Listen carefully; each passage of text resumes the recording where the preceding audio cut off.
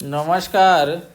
मैं रामनाथ प्रसाद दर्शन शास्त्र विभाग डीएवी महाविद्यालय सिवान से आज ऑनलाइन कक्षा के अंतर्गत आपके समक्ष उपस्थित हुआ हूँ।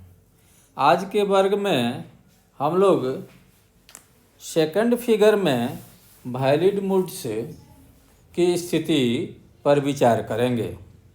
Valid moods in second figure या द्वितीय आकार में वैध योग। अब हम आरंभ करते हैं। जैसा कि हम लोगों ने पिछले वर्ग में देखा था कि सामान्य नियम के आधार पर आधार वाक्यों को अगर शामिल किया जाता है तो केवल 8 आकार ही वैध आकार के रूप में हमारे सामने आते हैं। उन्हें पहले लिख लेते हैं। ए आई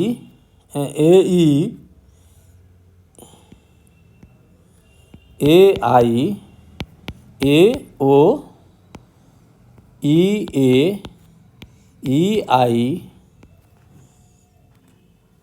आई ए और ओ ए। अब हम देखेंगे कि इन 8 में से कितने मूड प्रथम आकार में निष्कर्ष तक पहुंचाने वाले अर्थात वैध मूड होते हैं। अब हम देखते हैं सेकंड फिगर। सेकंड फिगर की परिभाषा है कि वैसा न्याय जिसमें मध्यम पद दोनों ही आधार वाक्यों में विधेय के स्थान पर होता है तो उसे हम सेकंड फिगर का न्याय कहते हैं, द्वितीय आकार का न्याय कहते हैं, सेकंड फिगर का सिलोजिज्म कहते हैं। अब हम पहली स्थिति देखते हैं जिसमें मेजर प्रेमिस और माइनर प्रेमिस दोनों ही ए है और सिलोजिज्म का आकार दूसरा है अर्थात वह सिलोजिज्म सेकंड फिगर का है।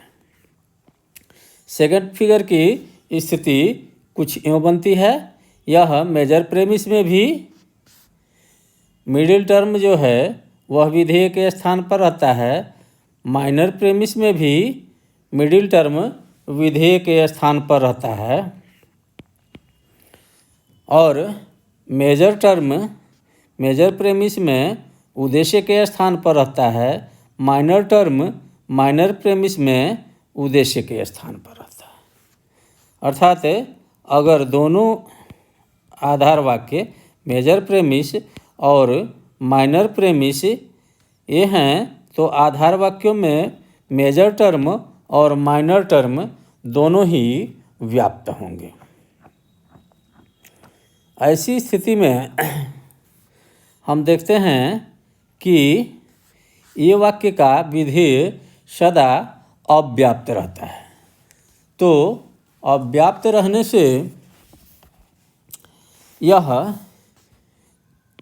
न तो मेजर प्रेमिस में व्याप्त है और न ही माइनर प्रेमिस में व्याप्त है। न्याय का तीसरा रूल कहता है कि मिडिल टर्म को कम से कम एक जगह व्याप्त या डिस्ट्रीब्यूटेड होना चाहिए। यहाँ इस नियम का उल्लंघन हो जाता है, इसलिए इसमें कोई वैध निष्कर्ष नहीं निकाला जा सकता है। अर्थात सेकंड फिगर में ए मूड जो है वो इनवैलिड है, इसलिए इसका कोई नाम नहीं दिया गया है। अब दूसरी स्थिति देखते हैं जिसमें मेजर प्रेमिस ए है और माइनर प्रेमिस ई है। तो स्थिति कुछ यूँ बनती है। मिडिल टर्म द्वितीय आकार में दोनों ही वाक्यों में अर्थात मेजर प्रेमिस में और माइनर प्रेमिस में भी विधेय के स्थान पर रहता है। तो मेजर प्रेमिस अगर ए है तो इसमें मेजर टर्म उद्देश्य के स्थान पर रहेगा और मिडिल टर्म विधेय के स्थान पर रहेगा, अर्थात मेजर टर्म डिस्ट्रीब्यूटेड रहेगा और माइनर टर्म अनडिस्ट्रीब्यूटेड रहेगा। ऐसी स्थिति में माइनर प्रेमिस ई होता है और माइनर प्रेमिस में माइनर टर्म उद्देश्य के स्थान पर होगा और मिडिल टर्म विधेय के स्थान पर होगा। जैसा कि हम जानते हैं कि ई वाक्य में उद्देश्य और विधेय दोनों व्याप्त होते हैं, इसलिए मिडिल टर्म और माइनर टर्म दोनों ही इस वाक्य में व्याप्त होंगे। तो निष्कर्ष कुछ इस तरह से निकल सकता है, अर्थात ई वाक्य को निष्कर्ष के रूप में अगर निकाला जाता है तो इलिसिट मेजर का भी दोष नहीं होगा, क्योंकि मेजर टर्म मेजर प्रेमिस में व्याप्त है, इसलिए कंक्लूजन में भी व्याप्त रखा गया है। माइनर टर्म माइनर प्रेमिस में व्याप्त है, इसलिए कंक्लूजन में भी व्याप्त रखा गया है। और मध्यम पद कम से कम एक बार व्याप्त है। इस नियम का भी पालन हो जाता है कि एक भी आधार वाक्य अगर निषेधात्मक है तो निष्कर्ष निषेधात्मक होगा। यह एक वैध मूड है जिसको नाम दिया गया है केमेस्ट्रेस।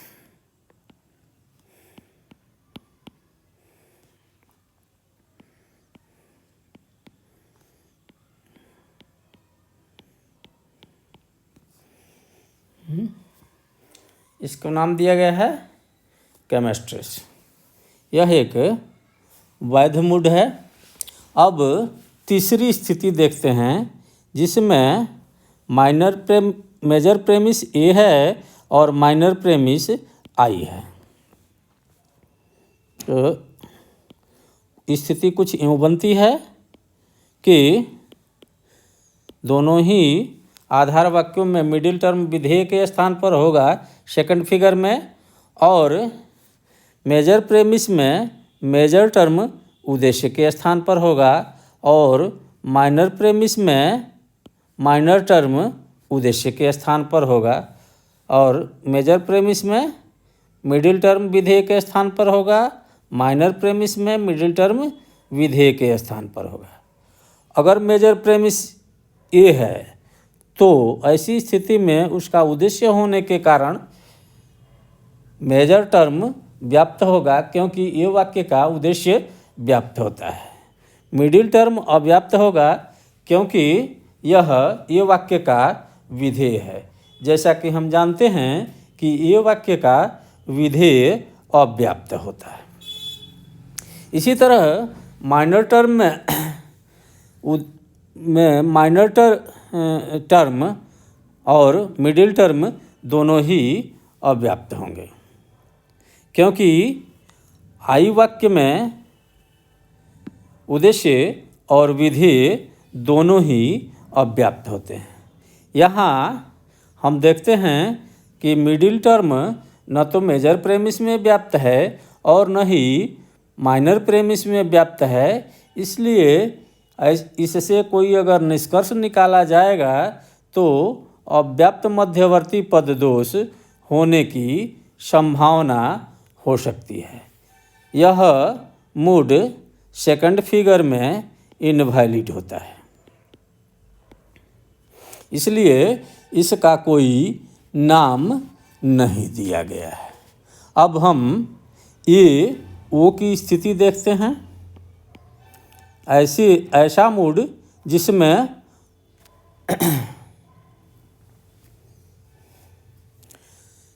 ये मेजर प्रेमिस ए हो और माइनर प्रेमिस ओ हो।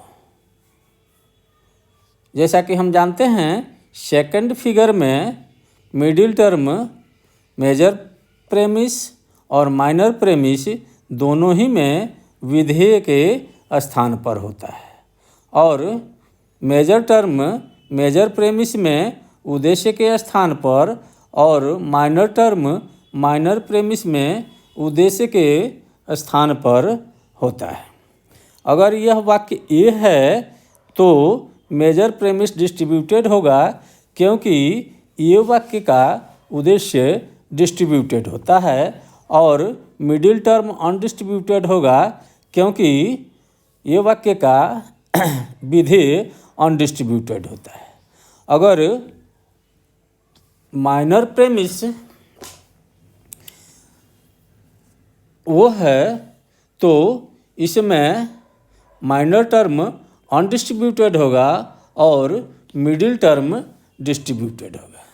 ऐसी स्थिति में एक निषेधात्मक निष्कर्ष की संभावना बनती है जिसमेम उद्देश्य अनडिस्ट्रीब्यूटेड हो और विधेय डिस्ट्रीब्यूटेड हो, अर्थात मेजर टर्म डिस्ट्रीब्यूटेड हो और माइनर टर्म अनडिस्ट्रीब्यूटेड हो, अर्थात यह ओ वाक्य हो सकता है। ये वैलिड आर्गुमेंट होता है, ये मूड वैलिड मूड होता है, इसलिए इसका एक नाम दिया गया है बैरो को।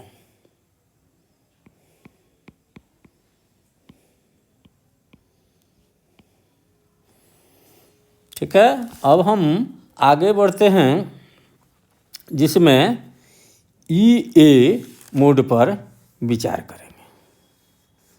ई ए की स्थिति में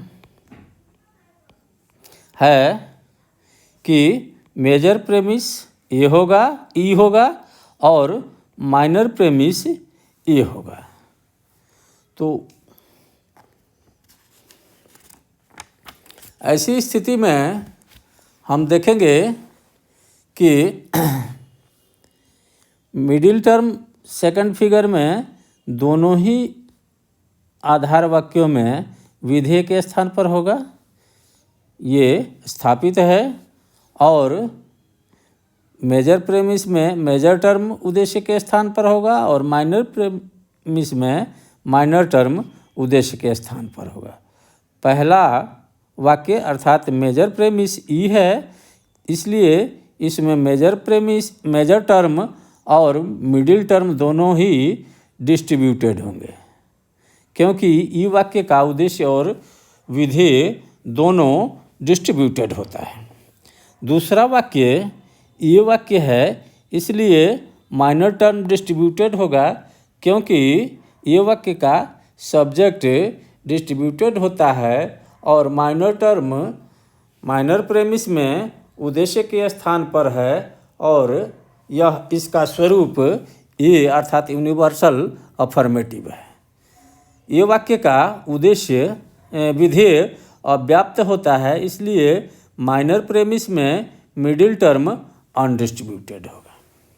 तो यहाँ तीसरा नियम लागू हो जाता है कि मिडिल टर्म कम से कम एक जगह व्याप्त होना चाहिए, और यहाँ मेजर टर्म और माइनर टर्म दोनों ही डिस्ट्रीब्यूटेड हैं, इसलिए इलिसिट मेजर या इलिसिट माइनर का दोष भी नहीं बनेगा, अर्थात इससे ई निष्कर्ष निकलने की संभावना है।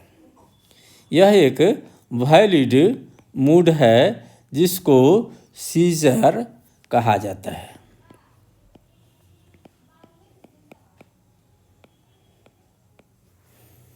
ठीक है, अब हम अगले मूड की तरफ बढ़ते हैं जिसमें हम विचार करेंगे मूड ई और आई पर। ई आई मूड मतलब जिसमें मेजर प्रेमिस ई हो और माइनर प्रेमिस आई हो। तो हम देखते हैं कि ये सेकंड फिगर में वैलिड हो सकता है या नहीं। सेकंड फिगर में मिडिल टर्म दोनों ही वाक्यों में अर्थात मेजर प्रेमिस में और माइनर प्रेमिस में विधेय के स्थान पर होता है। ई आई मूड लेने पर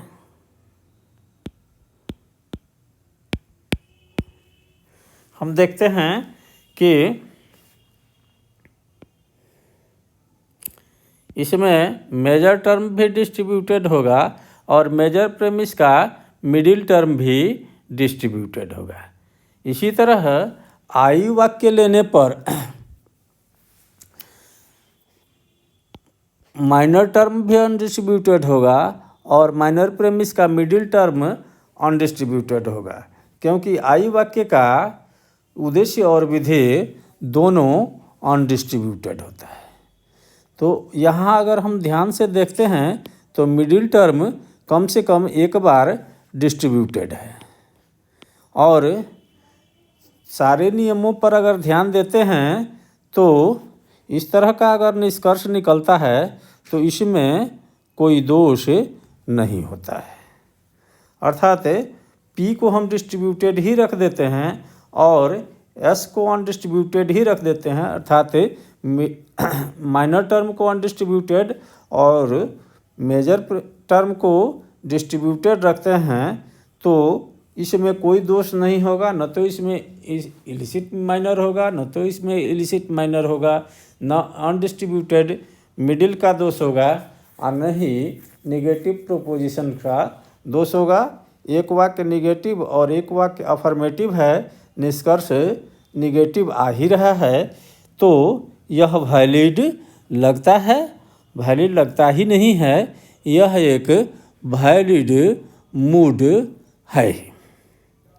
तो हम इसको लिख देते हैं वैलिड। इसको याद रखने के लिए इसका नाम दिया गया है फेस्टिनो।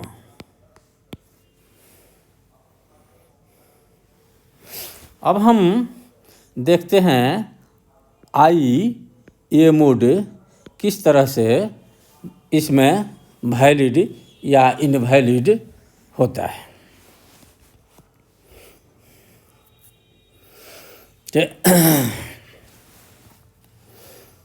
जैसे ये 7वीं स्थिति है और 8वीं वैलिड मूड, वहाँ सामान्य नियम के हिसाब से 2 आधार वाक्यों को लेने पर होते हैं। तो हम देखते हैं कि पहला आधार वाक्य अगर आई है और दूसरा आधार वाक्य ए है, तो इससे कोई निष्कर्ष निकल सकता है या नहीं।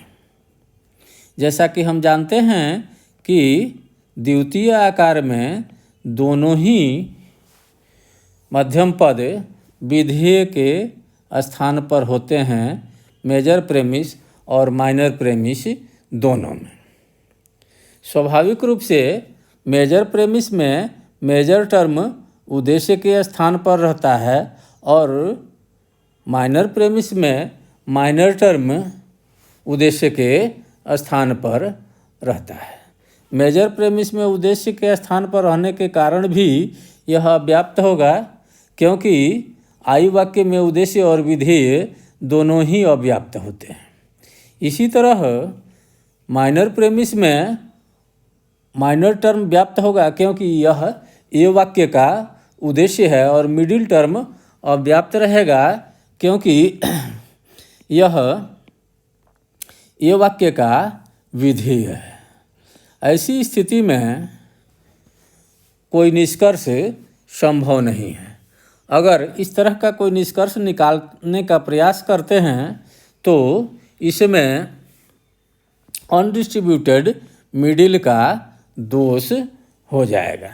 अर्थात सेकंड फिगर में आई ए मूड इनवैलिड है। अब 8वीं स्थिति देखते हैं, ओ ए मूड सेकंड फिगर में वैलिड है या नहीं। तो ओ ए सेकंड फिगर में दोनों ही मध्यम पद विधेय के स्थान पर होते हैं, अर्थात मेजर प्रेमिस में भी मिडिल टर्म विधेय के स्थान पर रहता है और माइनर प्रेमिस में भी यह विधेय के स्थान पर ही रहता है। इस तरह से वो वाक्य में मेजर टर्म उद्देश्य के स्थान पर मेजर प्रेमिस में रहेगा, अर्थात अव्याप्त रहेगा, और मिडिल टर्म व्याप्त हो जाएगा, क्योंकि यह एक निषेधात्मक वाक्य है और निषेधात्मक वाक्य में विधेय अवश्य ही व्याप्त होगा। परंतु वो वाक्य होने से मेजर प्रेमिस का मेजर टर्म अव्याप्त होगा, जो उद्देश्य के स्थान पर रहता है। इसी तरह हम देखते हैं कि माइनर प्रेमिस में सब्जेक्ट के जगह माइनर टर्म आ जाता है और प्रेडिकेट के जगह पर मिडिल टर्म रहता है। स्वाभाविक रूप से यह मिडिल टर्म अव्याप्त होगा और माइनर टर्म व्याप्त होगा, क्योंकि माइनर टर्म ये वाक्य का उद्देश्य है और ये वाक्य का उद्देश्य व्याप्त होता है तथा विधेय अव्याप्त होता है। ऐसी स्थिति में हम देखते हैं कि पहला वाक्य ओ निषेधात्मक है और ए भावात्मक है। तो इससे पांचवें नियम के अनुसार जो निष्कर्ष निकलेगा वह निषेधात्मक होगा। निषेधात्मक वाक्य में मेजर टर्म जो होगा उसको डिस्ट्रीब्यूट होना होगा, ये अनिवार्यता है। तो ज्यों ही मेजर टर्म डिस्ट्रीब्यूटेड होगा तो इसमें इलिसिट मेजर का दोष हो जाएगा, अर्थात इस तरह की स्थिति में कोई भी निष्कर्ष नहीं निकाला जा सकता है। कहने का मतलब है कि वो ये मूड सेकंड फिगर में अवैध होगा, इनवैलिड होगा। इसे अच्छी तरह समझने के लिए बार बार याद करने का प्रयास करें और पुस्तकों का सहारा लें। रटने से ज़्यादा इसके तथ्यों को समझना जरूरी है। तब तक के लिए विदा, धन्यवाद।